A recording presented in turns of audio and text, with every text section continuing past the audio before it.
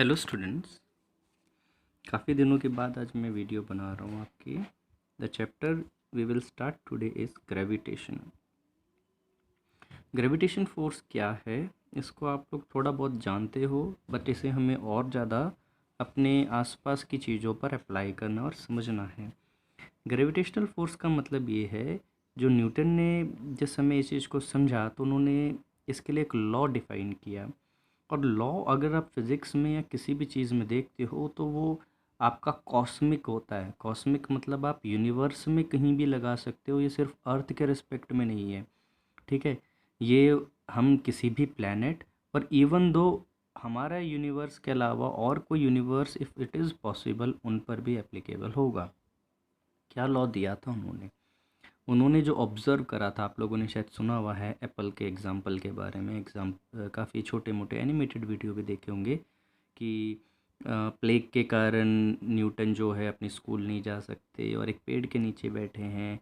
ठीक है, एक्चुअली उस दौरान की हिस्टोरिक स्टोरी यही है कि उस समय देश में प्लेग फैला हुआ था। प्लेग एक तरह से कोरोना वायरस की तरह ही है, और न्यूटन जो है वो एक पेड़ के नीचे बैठे हुए थे, और जब उनके सर पे आके वो एप्पल गिरा तो उस दिन उन्होंने इसके बारे में सोचना शुरू किया। ये प्रोसेस उससे पहले भी होती थी और लोगों ने भी ऑब्ज़र्व करी थी, लेकिन न्यूटन ने इसके बारे में सोचना उस दिन शुरू किया कि ये नीचे ही क्यों गिरा। ठीक है, धीरे धीरे उन्होंने उस समय ये सोचा कि ये अर्थ खींच रही है, अर्थ के पास कोई अट्रैक्टिव नेचर है। वो चीज़ें उन्हें उस समय अर्थ से रिलेटेड लगी, क्योंकि उन्होंने जितनी भी चीज़ें करके देखी होंगी वो अर्थ पर देखी होंगी। ठीक है, उन्होंने क्या किया, किसी चीज़ को ऊपर थ्रो किया, वापस अर्थ की तरफ आ गई। उन्होंने ये ऑब्ज़र्व करा कि बारिश जो होती है उसकी बूंदें भी अर्थ की तरफ गिरती हैं। उन्होंने ये देखा कि जो नदियां हैं वो हायर चीज़ से लोअर एल्टीट्यूड की तरफ आती है, मतलब पहाड़ों की तरफ से नीचे की तरफ आती हैं और जाके किसी न किसी वैली या खाड़ी में गिर जाती हैं जो उससे लोअर एल्टीट्यूड लो हाइट पर हो। इन सभी चीज़ों में देखा है कि जो भी ऑब्जेक्ट है वो अर्थ के साथ कांटेक्ट बनाना चाह रहा है, अर्थ के साथ जुड़ना चाह रहा है, क्योंकि पानी के बूंदे आखिरकार अर्थ पे जाकर ही तो रुकती हैं। तो पहले ये सोचा गया होगा कि अर्थ की तरफ एक अट्रैक्टिव नेचर है। फिर बाद में न्यूटन ने इस चीज़ को एक्सट्रापोलेट कर दिया और एक जनरल चीज़ दी। क्या दी? कि ये जो अट्रैक्टिव नेचर है ये नेचर में प्रेजेंट हर एक ऑब्जेक्ट के पास है। हर एक ऑब्जेक्ट जो हम देख पा रहे हैं, चाहे वो ऑब्जेक्ट माइक्रोस्कोपिक हो चाहे वो मैक्रोस्कोपिक हो। अभी मैं यहाँ पर ना आपको आगे यूज़ होने वाली 2-3 टर्म समझा देता हूँ। माइक्रोस्कोपिक जो बहुत ज़्यादा छोटी हों, जिसे हम नेकेड आई से नहीं देख सकते और जिनका वज़न मास भी बहुत कम होगा। जैसे वज़न कहना गलत है, जिनका मास भी बहुत कम होगा। ठीक है, सेकंड चीज़ आती है, ठीक है, मैक्रोस्कोपिक, जो चीज़ें बड़ी हैं हमें दिख सकती हैं उनके पास बहुत ज़्यादा मास भी होगा। मास और वेट के ये जो कन्फ्यूज़न है इसको हम आगे डील करेंगे, क्या चीज़ें हैं। ठीक है, अब बात करते हैं पहली चीज़ उन्होंने क्या बोला और जो हम अभी तक देखते आ रहे हैं। Force with which two object attract each other is called gravitational force. हमारे यूनिवर्स में कोई भी दो ऑब्जेक्ट, ज़रूरी नहीं है कि अर्थ, कोई भी दो ऑब्जेक्ट जब वो एक दूसरे को अट्रैक्ट करते हैं तो उस फोर्स को हम लोग कहते हैं ग्रेविटेशनल फोर्स। ओके, तो अब इसी से रिलेटेड हम और चीज़ों को देखते हैं जो इससे डिस्क्राइब करी गई, उस समय देखा गया होगा, और क्वेश्चन यहाँ से भी आ जाते हैं। Which one of the following phenomena is occurred due to the gravitational force और ग्रेविटी। अच्छा, एक टर्म समझाता हूँ। ग्रेविटेशनल फोर्स एक जनरल टर्म है, ग्रेविटी एक स्पेसिफिक टर्म है, दोनों के बारे में समझाता हूँ। अब इसको ना कोरिलेट करेंगे केमिस्ट्री से। कोरोजन एक जनरल टर्म है, रस्टिंग एक स्पेसिफिक टर्म है।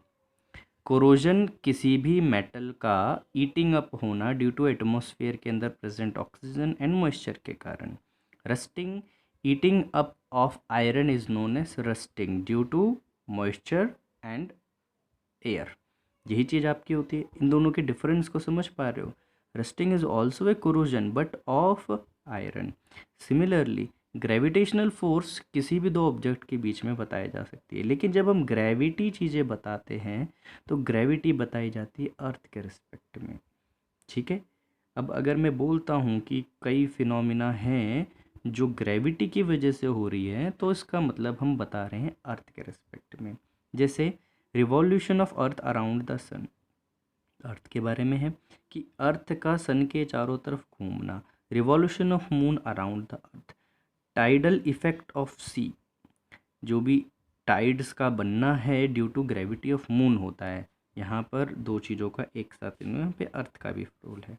Free fall of object toward the centre of earth, तो हम ग्रेविटी जब बात कर रहे हैं तो वो अर्थ के लिए है, ग्रेविटेशनल फोर्स एक जनरल टर्म है। तो सबसे पहली चीज़ अभी तक जो हमने देखी, दो चीज़ों को समझा है। पहली चीज़ what is a gravitational force, कि इस पूरे यूनिवर्स में अगर कोई भी दो ऑब्जेक्ट, उनके बीच में लगने वाला अट्रैक्टिव फोर्स, देखो उस डेफिनेशन में ही है, attractive force is known as gravitational force. यहीं से एक कॉन्सेप्ट का छोटा क्वेश्चन और बनता है, क्या ग्रेविटेशनल फोर्स रिपल्सिव हो सकता है? कभी नहीं हो सकता। इसी चीज़ को आगे पढ़ेंगे हम, ऑब्जेक्टिव में ये क्वेश्चन बनता भी है कि gravitational force is always attractive, it may be attractive, repulsive, it is always repulsive, ठीक है, ऐसे नन ऑफ दिस। तो इट इज़ ऑलवेज अट्रैक्टिव, ऐसा कभी नहीं है कि ग्रेविटेशनल फोर्स रिपल्सिव हो जाए। अब आपको और दूसरी बात करें, मैग्नेट के केस में अट्रैक्टिव भी है रिपल्सिव भी है, दोनों चीज़ें, like pole and opposite pole के कॉम्बिनेशन पे डिपेंड करेगा, लाइक आ गया तो रिपल्शन, अनलाइक आ गया तो अट्रैक्शन। ऐसा ही चार्ज के केस में ग्रेविटेशनल फोर्स ओनली अट्रैक्टिव, बड़ा फोकस करके कह रहा हूँ, क्वेश्चन आता है इससे, ठीक है। नेक्स्ट टर्म देखें, और हमने क्या पढ़ा कि ये कुछ नेचुरल फिनोमिना हैं जो अर्थ की ग्रेविटी की वजह से होते हैं, अर्थ और किसी और की ग्रेविटी की वजह से होते हैं।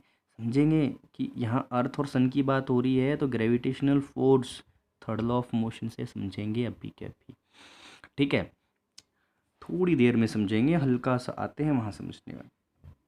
ये डेफिनेशन आप लोगों ने देख ली, इसे मैंने कॉन्सेप्ट के तौर पे लिखा है। Every two object in this universe बोल रहा है attract each other with a gravitational force, ठीक है। अब दो चीज़ों को और समझते हैं। बेटा दो टाइप के ऑब्जेक्ट्स पढ़ते हैं हम लोग, एक पढ़ते हैं पॉइंट ऑब्जेक्ट, एक तो पढ़ते हैं एक्सटेंडेड ऑब्जेक्ट। पॉइंट ऑब्जेक्ट जो बहुत ज़्यादा छोटा हो उसे पॉइंट ऑब्जेक्ट कह देते हैं, नेचर में कोई प्रैक्टिकली पॉइंट ऑब्जेक्ट है ही नहीं, ठीक है। पॉइंट ऑब्जेक्ट जनरली हम डिफाइन करते हैं ग्रेविटी के कॉन्सेप्ट में, जिन दो ऑब्जेक्ट को लिया जा रहा है उनका जो साइज़ है, उनके बीच के सेपरेशन के कंपैरिजन में बहुत ज़्यादा छोटा है तो पॉइंट ऑब्जेक्ट मान लिया जाता है, नहीं तो उन्हें एक्सटेंडेड ऑब्जेक्ट कहते हैं, ठीक है। अब आपको इतना ज़्यादा इसके बारे में सोचना नहीं है, कुछ छोटे से कॉन्सेप्ट हैं, इनको देख लेते हैं। If distance between the two extended object, देखो नेचर में सारे ऑब्जेक्ट एक्सटेंडेड ही हैं, अगर उनके बीच का डिस्टेंस बहुत ज़्यादा है तो इन दो पॉइंट ऑब्जेक्ट को हम, इन ऑब्जेक्ट को पॉइंट ऑब्जेक्ट मान लिया जाता है। माना क्या जाता है, इनका सारा मास इनके सेंटर पे जाके कॉन्सेंट्रेटेड है और उस पॉइंट को सेंटर ऑफ मास कहा जाता है। देन नेक्स्ट टर्म पे आते हैं, जैसे कि हम कोई एक स्फीयर ले लें, स्फीयर के केस में हम ये मान सकते हैं उसका सारा का सारा मास उसके सेंटर पर कॉन्सेंट्रेटेड है। अब ये चीज़ क्यों ली जा रही है, एक छोटे से एग्जांपल को समझना। आप सब लोग कहीं पे भी रूम में बैठे होंगे और आपके आसपास कोई ना कोई दीवार होगी, सपोज़ कर लीजिए आपके फेस के सामने, सॉरी आपके लेफ़्ट या राइट की कोई भी एक दीवार कंसिडर कर लीजिए। Let take the wall towards your left. अब लेफ़्ट है आपसे और दीवार का डिस्टेंस मेजर किया जाए, बोला जाए कि measure the distance of the wall from you. अब यू तो आप तो बहुत बड़े ऑब्जेक्ट हो, आपके बॉडी के हर एक पार्ट से डिस्टेंस अलग अलग आ सकता है। लेफ़्ट हैंड से लेफ़्ट वॉल का डिस्टेंस नापा जाएगा, वो कम आएगा, राइट हैंड से नापोगे तो कम अलग आएगा, ज़्यादा आना चाहिए।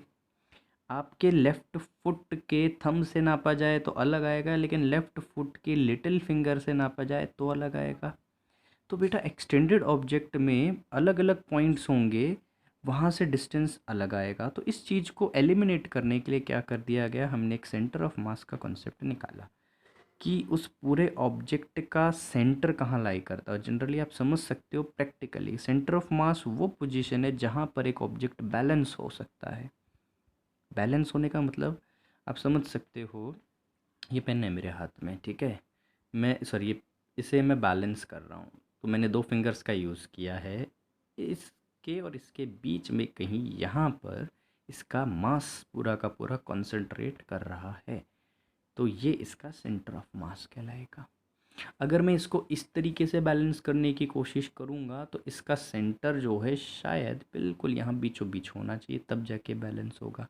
किसी चीज़ को इसके अंदर पियर्स करके फंसाना बैलेंस करना नहीं होता, वो तो एक अलग तरह की चीज़ होगी। बैलेंस करने में इसके ऊपर और तरह का रिस्ट्रिक्शन नहीं होना चाहिए, ठीक है। जैसे किसी बच्चे के दिमाग में आया होगा सर इसके अंदर हम किसी भी पोजीशन पे कोई एक चीज़ को अंदर इंसर्ट कर सकते हैं कंपास को और फिर इसे बैलेंस, नहीं वो नहीं। कांटेक्ट हो, सिर्फ कांटेक्ट के वे में बैलेंस करना है। एक फिंगर से करने के लिए बहुत टाइम लग जाएगा, ठीक है। उसको आप लोग घर पे पूरा टाइम में करते रहना।